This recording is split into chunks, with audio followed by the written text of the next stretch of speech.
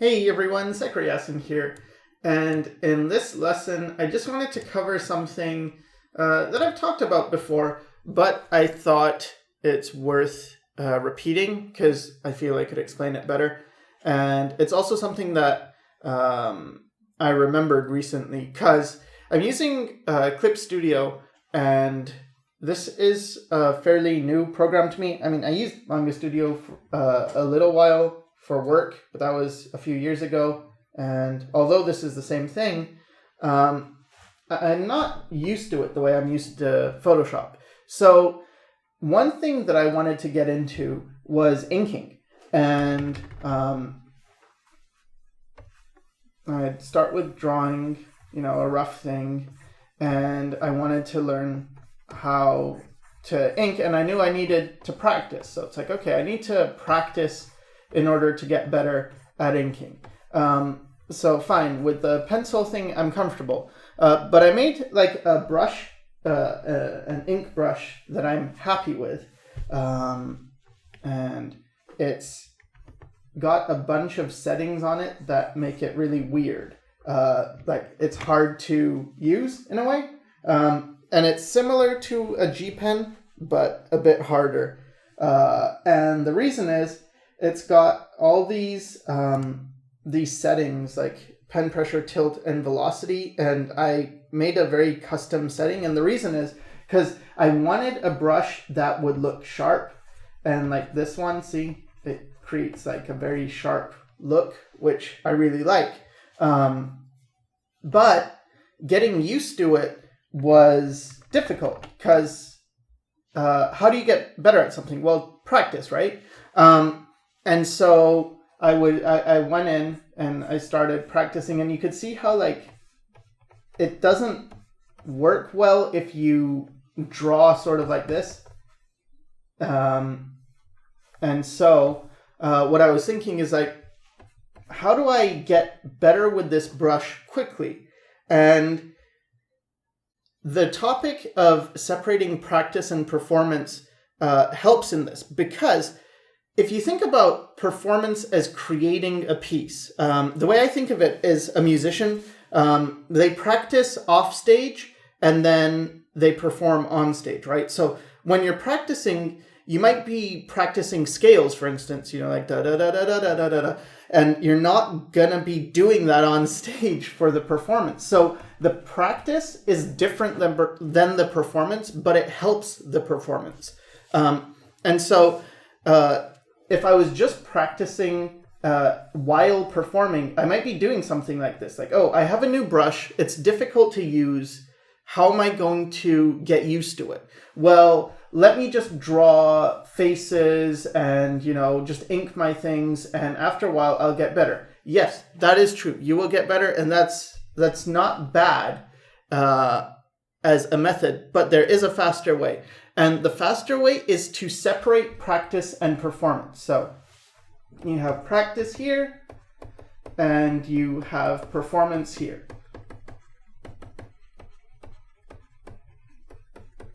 And so to separate it is to say, what is it that I'm trying to do in this, and what is it that I'm trying to do in this? So the performance would be, I want like a pen, and I want it to create lines that I like. So I want to have good lines on a finished image, right? And then what do I have to do in practice is I just need to practice making lines and get more comfortable with the tool. Comfort with tool. Okay. But if I draw a character, for instance, and I'm practicing, getting better lines, and at the same time I'm practicing making a finished image, that's actually slowing me down because I'm combining these two and they don't need to be. So if all I need to do is practice making lines and get comfortable with the tool, instead of doing all this, like trying to draw a character, and I do this with traditional as well. I just sort of forgot it momentarily. Is I'll start with a page and then I'll just make lines, and I'll make thick lines, thin lines, just all different kinds of lines, and get used to mark making, get used to the tool. How does it behave? Because if you think about like a character, right? Well, like here's a line, right? That's one line, and then there's two lines, and so how much, 3, 4, whatever. But how much practice do you get? You get like 1 line, 2 line, 3 line, 4 line, 5 line. However, if all you're thinking about is mark making, it's like there's one line with variation, there's a different variation, there's a thick to thin.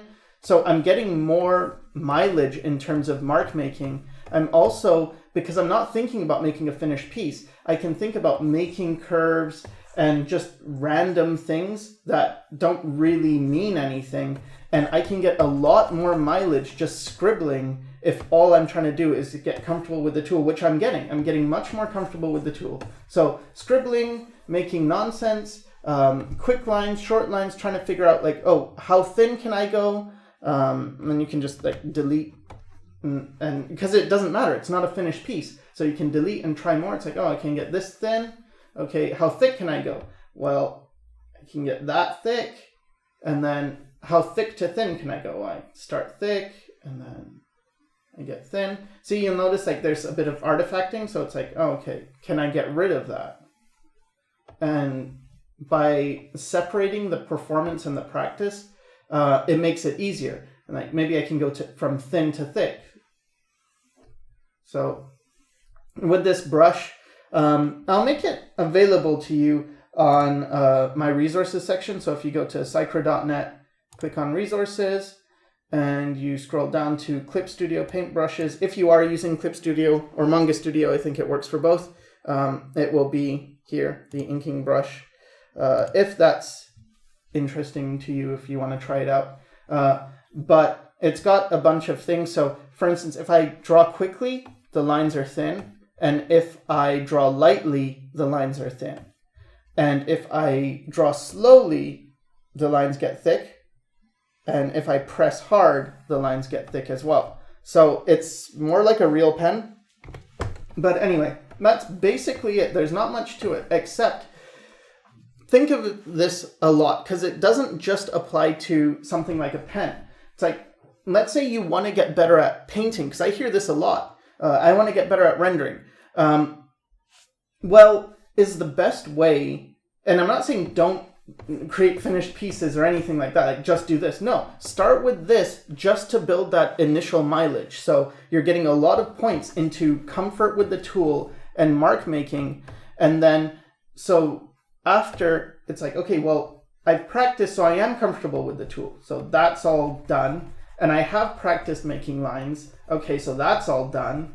Now I can focus only on the finished image and, creating good lines, and I'll be much quicker, and I'll be able to,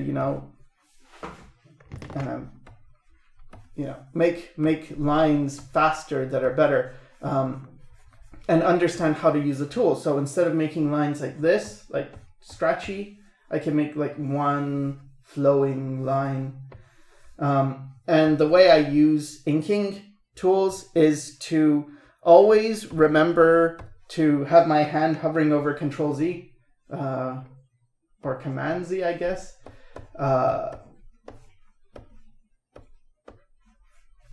And then draw a line, and if it's not good, Control Z, and then draw it again until it's the line that I want. And of course you start with something underneath. You wouldn't do this with nothing underneath. So let's say I want to get the side of that face. Maybe that went too far, so I just keep doing it until it looks right, and then I build from that. But yeah, if I want to do painting, think about this again from a performance and a practice and a performance thing. So for painting, practice, what do you need? You need to get good at, let's say, values, right? You're studying values. And then your performance might be something like, I want a picture with nice values.